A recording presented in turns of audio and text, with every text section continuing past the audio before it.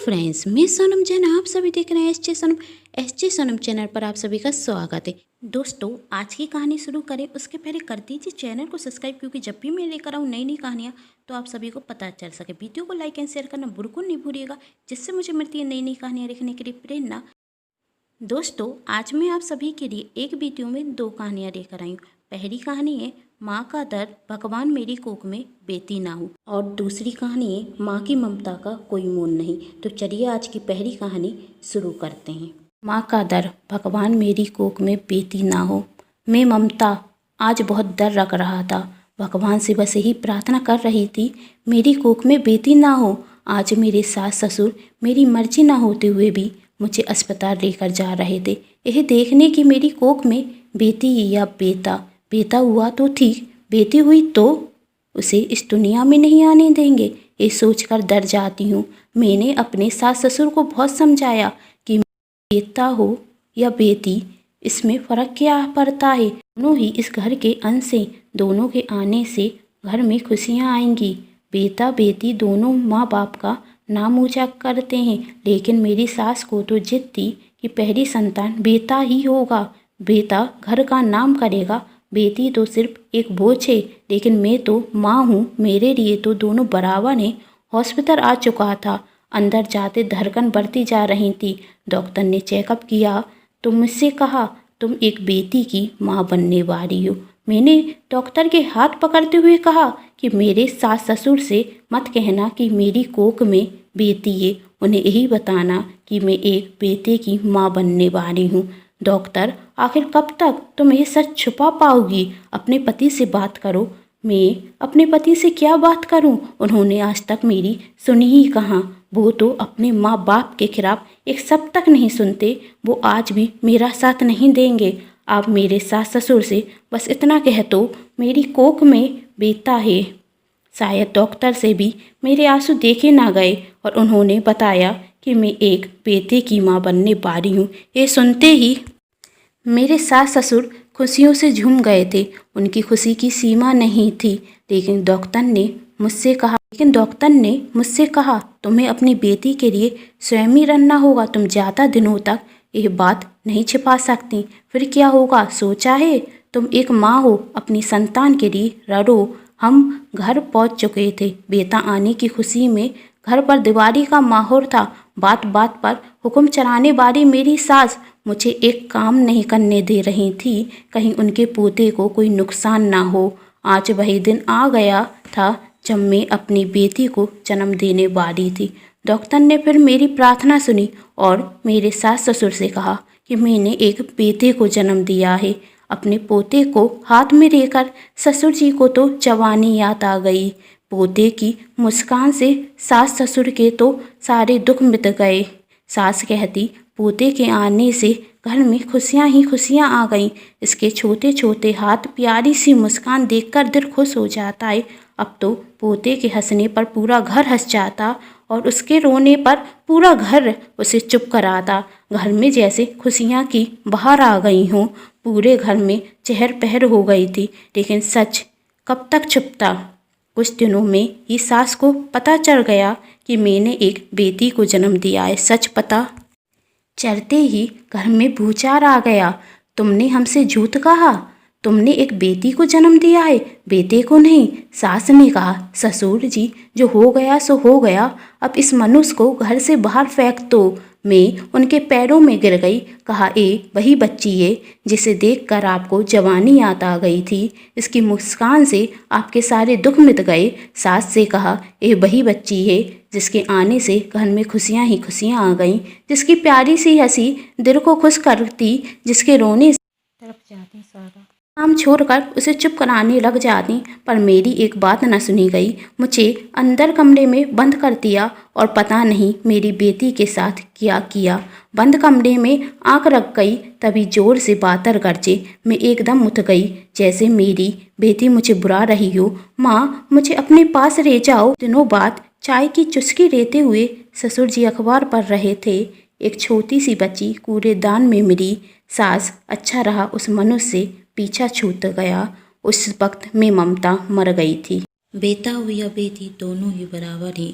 घर की खुशियाँ बेटा और बेटी दोनों से ही होती हैं। बेटा तो सिर्फ एक घर का नाम रोशन करता है, बेटी तो घर के नाम रोशन करती है। उम्मीद करती हूँ आप सभी को ये कहानी पसंद आई होगी। दूसरी कहानी है माँ की ममता का कोई मोल नहीं। चलिए देखते हैं। बिमला घर घर जाकर काम किया करती थी, जिनमें एक घर शोभा देवी का भी था। बिमला का 6 माह का बेटा था, जिसे भी वह अपने साथ ले जाती थी। बिमला के पति की मृत्यु हो जाने के बाद उसके ससुराल वाले उसे घर से निकाल देते, जिसके कारण उसे अपने और अपने बच्चे का पालन पोषण करने के लिए घर घर जाकर काम करना पड़ता है। बिमला अपने बच्चे से बहुत प्यार करती थी और उसे एक बेहतर जिंदगी देने के लिए बहुत मेहनत भी किया करती थी। बिमला जब भी शोभा देवी के यहाँ काम पर जाती तो शोभा देवी बिमला को देखकर यही सोचती, बिमला मुझसे कितनी नसीब पारी है। मेरे पास धन दौलत की कोई कमी नहीं है, फिर भी मैं माँ नहीं बन सकती। और बिमला जिसके पास कुछ भी नहीं वह एक माँ है। मेरी शादी को 10 वर्ष हो गए हैं और आज भी मैं संतान सुख के लिए तरस रही हूँ। शोभा देवी बिमला के आने का बेसब्री से इंतजार करती। कम से कम इसी बहाने वह एक बच्चे को खिला देती, अपनी ममता उस पर निछावर कर देती। आज जब बिमला शोभा देवी के यहाँ काम पर गई तो शोभा देवी बिमला से कहती है, देखो भगवान का करिश्मा, मेरे पास इतना पैसा है लेकिन मैं कभी माँ नहीं बन सकती, और तुम्हारे पास पैसा नहीं है फिर भी तुम एक माँ हो। तुम चाहो तो अपने बेटे की किस्मत बदल सकती हो। हम दोनों इस बच्चे की किस्मत बदल सकते हैं। तुम मुझे अपना बच्चा गोद दे दो, मैं वादा करती हूँ इसके पास किसी भी चीज़ की कोई कमी नहीं होगी, और मैं तुम्हें भी पैसा दूंगी जिससे तुम अपना जीवन एक नए तरीके से शुरू कर सको। तुम्हें कभी भी कहीं भी घर घर जाकर काम नहीं करना पड़ेगा। तुम्हारे पास भी बहुत पैसा होगा और तुम दूसरी शादी करके अपने जीवन की फिर से शुरुआत भी कर सकती हो। बिमला सब कुछ चुपचाप सुन रही थी, फिर उसने मुस्कुराते हुए कहा, मैडम आपके पास इतना पैसा है फिर भी आप माँ बनने के लिए वह सब खर्च करना चाहती, और मैं जो एक माँ हूँ वह अपनी ममता पैसों के लिए कैसे बेच दूँ।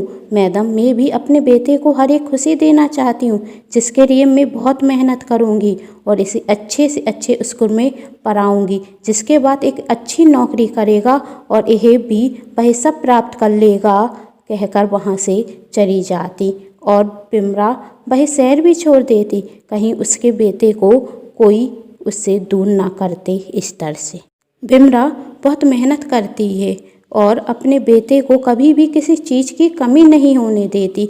खुद फटे कपड़े पहनने लेकिन अपने बेटे को नए कपड़े दिलाती। उसका बेटा जो उससे मांगता वह उसे सबसे पहले लेकर आती, और उसने अपने बेटे को एक अच्छे स्कूल में एडमिशन करवाया। उसका बेटा भी पढ़ने लिखने में बहुत होशियार था। वह भी अपनी माँ से बहुत प्यार करता था और अपनी माँ से कहता था, माँ मैं एक दिन सबसे बड़ा आदमी बनूंगा और तुम्हें यह सब काम करने की कोई ज़रूरत नहीं होगी।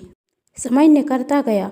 बिमला का बेटा ने 12वीं की परीक्षा पास कर ली और बिमला का बेटा आगे की पढ़ाई करने के लिए बड़े शहर चला गया, जिसके लिए बहुत पैसे की ज़रूरत थी।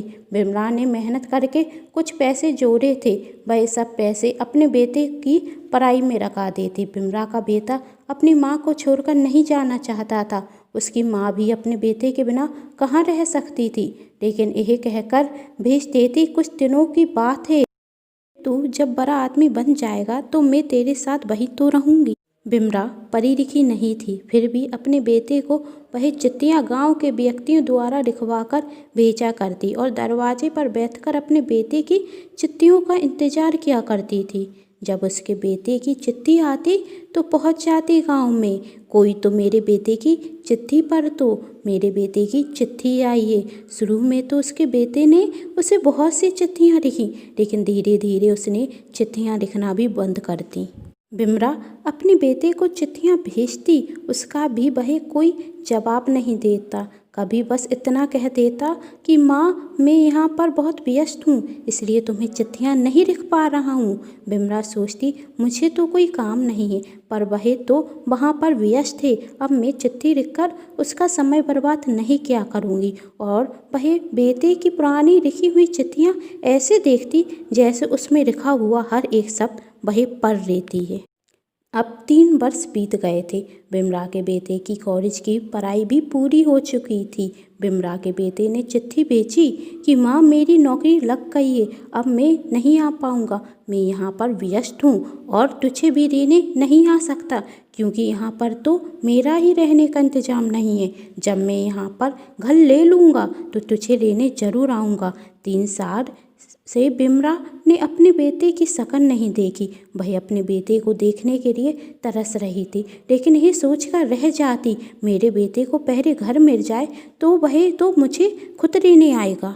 अब तो कई और वर्ष भी निकल गए। बिमला का स्वास्थ्य खराब रहने लगा, जैसे उसकी जान सिर्फ अपने बेटे को देखने के लिए ही बची हो। गांव के आदमी बिमला से कहते, तेरा बेटा तो तुझे भूल गया, वरना अब तक तो वह तुझे लेने भी जरूर आता। बिमला, मेरा बेटा मुझे कभी नहीं भूल सकता। एक दिन गांव के आदमी बिमला को कुछ पैसे देते और कहते, चलो हम तुम्हें तुम्हारे बेटे से मिलवाने चलते हैं। इतना ही सुनकर बिमला का स्वास्थ्य अपने आप ठीक होने लगा।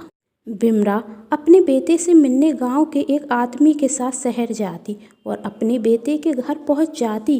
घर के बाहर वॉचमैन होता और वह बिमला को देखकर कहता, कौन हो तुम? बिमला, यह मेरे बेटे का घर है। बिमला की ऐसी हालत देखकर वॉचमैन को विश्वास नहीं होता, लेकिन वह बिमला के बार बार कहने पर उसके बेटे को बुलाने चला जाता। घर पर पार्टी चल रही थी। पार्टी में बहुत बड़े बड़े आदमी आए थे। वॉचमैन जब जाकर बिमला के बेटे से कहता कि साहब, आपकी माँ आपसे मिलने आई हैं, तो बिमला का बेटा कहता, मेरी तो कोई माँ नहीं है। वॉचमैन साहब, वह मेरी बात नहीं मान रही हैं, आप जाकर उनसे कह दीजिए ना। बिमला का बेटा धक्के देकर बाहर निकाल दो। वहीं पर खड़ी उसकी गर्लफ्रेंड रितु कहती है, कोई भी इंसान बुरी औरत के साथ ऐसा करता है क्या? चलो हम चलकर उन्हें समझाते हैं। बिमला उस पार्टी में आ जाती। वॉचमैन साहब, यही वो औरत है जो आपको अपनी माँ बता रही है। बिमला का बेटा, कौन है आप? मैं तो आपको जानता भी नहीं, यहाँ पर क्यों आई हैं? इतना सुनते ही बिमला को धक्का लगता और उसके बेटे की गर्लफ्रेंड रितु उसे संभाल कर कहती, क्या हुआ माँ जी? आपको उसी समय बिमला के प्राण निकल जाते। यह देखकर सब आश्चर्य में पड़ जाते। बिमला के साथ जो आदमी आता है वह कहता है, अब यह जीकर भी क्या करेगी? इसके प्राण तो उसके बेटे में ही बसते थे। जब उसने ही इसे पहचानने से मना कर दिया तो वह भी जीकर क्या करेगी? तभी रितु बिमला के बेटे से कहती है, आज के बाद तुम मुझे अपनी शक्ल भी मत दिखाना। जब तुम अपनी माँ के नहीं हो सकते तो तुम मेरे क्या होगे? और उसे खींचकर एक थप्पड़ लगाती है। तभी वहाँ एक आवाज़ गूंजती है, मत मारो मेरे बेटे को। वहाँ पर शोभा देवी भी थीं, जिन्होंने रितु को गोद लिया था एक अनाथ आश्रम से, और वह बिमला के बेटे से कहती हैं, तुम्हारी माँ से मैंने कहा था तुम मुझसे जितनी चाहो उतने पैसे ले लो, लेकिन अपना बेटा मुझे दे दो। उन्होंने तुम्हें मुझे देने से इनकार कर दिया और तुमने मेरी बेटी से शादी करने के लिए अपनी माँ को ही भुला दिया। जब भी तुम्हें बिमला के पास देखती थी तो अपने आप को बदकिस्मत समझती थी, लेकिन आज अपनी किस्मत पर खुश होती हूँ कि तुम जैसा बेटा मैंने अपनी कोख से जन्म नहीं दिया। यदि आप सभी को यह दोनों कहानियाँ पसंद आई हों तो चैनल को सब्सक्राइब जरूर कर लीजिएगा और वीडियो को लाइक एंड शेयर करना बिल्कुल नहीं भूलिएगा। और कमेंट बॉक्स में तो ज़रूर बताइएगा आप सभी को ये कहानियाँ कैसी लगी और आगे क्या आप एक वीडियो में 2 कहानियाँ देखना पसंद करेंगे।